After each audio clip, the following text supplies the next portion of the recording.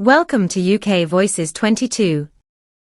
South Park destroys Harry in Savage Jet Race Spotlight episode at Envision 2025, and what unfolded was nothing short of brutal cultural reckoning, the kind of satire that doesn't just make you laugh, but makes you cringe.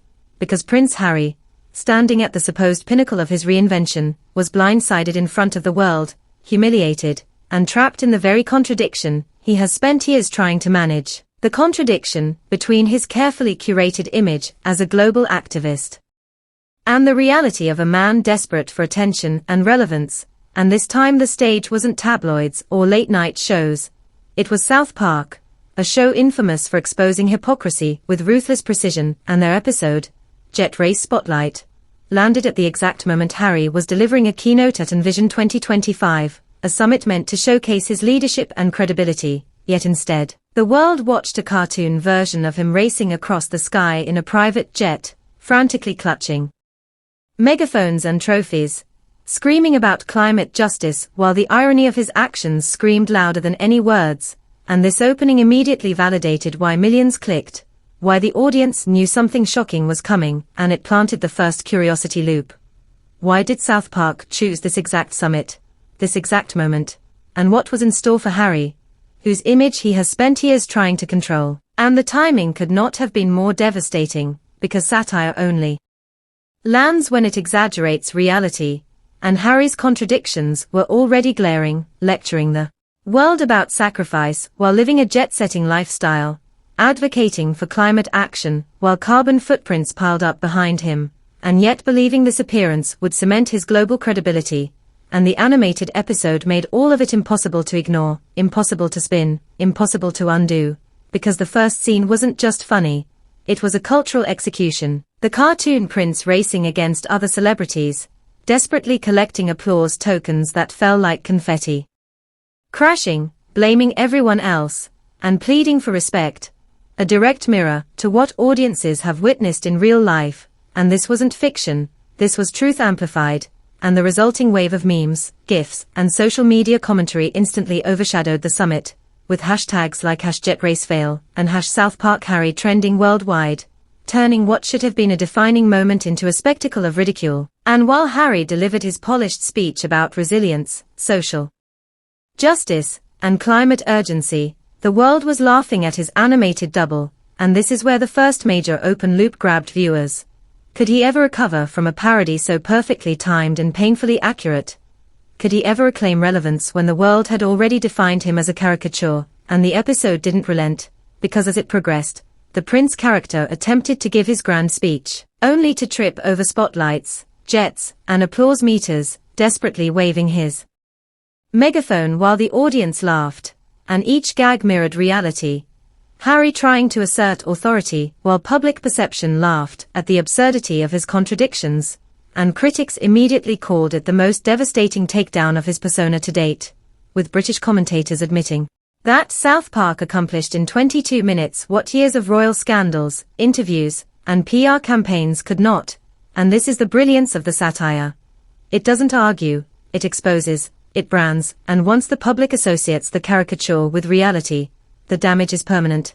And the middle of this saga drove that point home, because as memes of the jet racing prince flooded Twitter and Instagram, the summit itself became secondary, insiders admitting that sponsors and attendees were distracted, watching clips of the parody instead of his speech, and the visual of the cartoon prince being chased by drones while clinging to broken spotlight trophies crystallized years of public frustration into one unignorable image, forcing audiences to question Harry's legitimacy as a leader. And here is where the second curiosity loop held tight.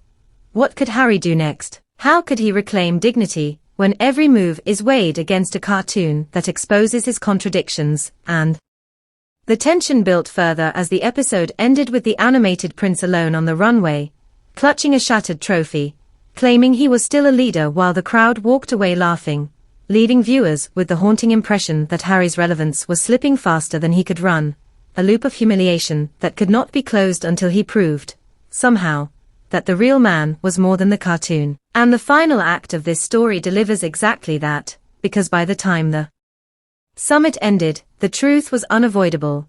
Harry was not remembered for his speech, for his activism, or for his message. He was remembered as the butt of a South Park joke, a caricature whose actions validated the satire, and the cultural fallout was immediate, with commentators, journalists, and social media users repeating the same message.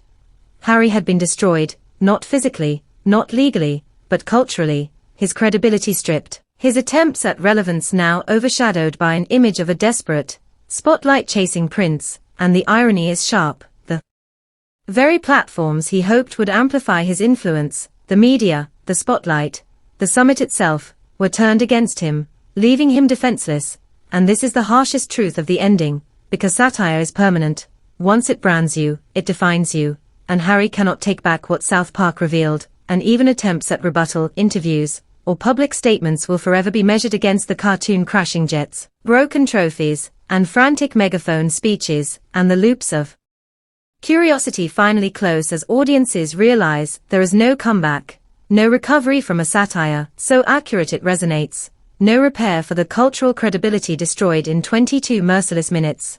And this is why the title was not exaggeration. South Park truly destroyed Harry, stripping him of the seriousness he craved, leaving him as entertainment. A punchline. A cautionary tale of how a man can build a global platform, only to have it hijacked by truth amplified in animation, and the lesson lingers, brutal and unavoidable. Once the world laughs at you instead of listening, you no longer lead, you react, and Harry is now trapped in reaction, every move weighed against his cartoon counterpart, every word undercut by collective laughter. And that is how Envision 2025, meant to cement his relevance, became the moment of his public collapse, the moment satire spoke louder than speeches, and the world remembers, the memes endure, and the legend of the jet racing prince chasing spotlight trophies remains etched in cultural memory, because South Park didn't just mock him, they annihilated his credibility, permanently branding him as a man whose pursuit of relevance outpaced his grasp on reality. And in that annihilation, the story is complete, the curiosity loops closed, and the promise of the title fully delivered. South Park destroys Harry in savage jet race spotlight episode at Envision 2025.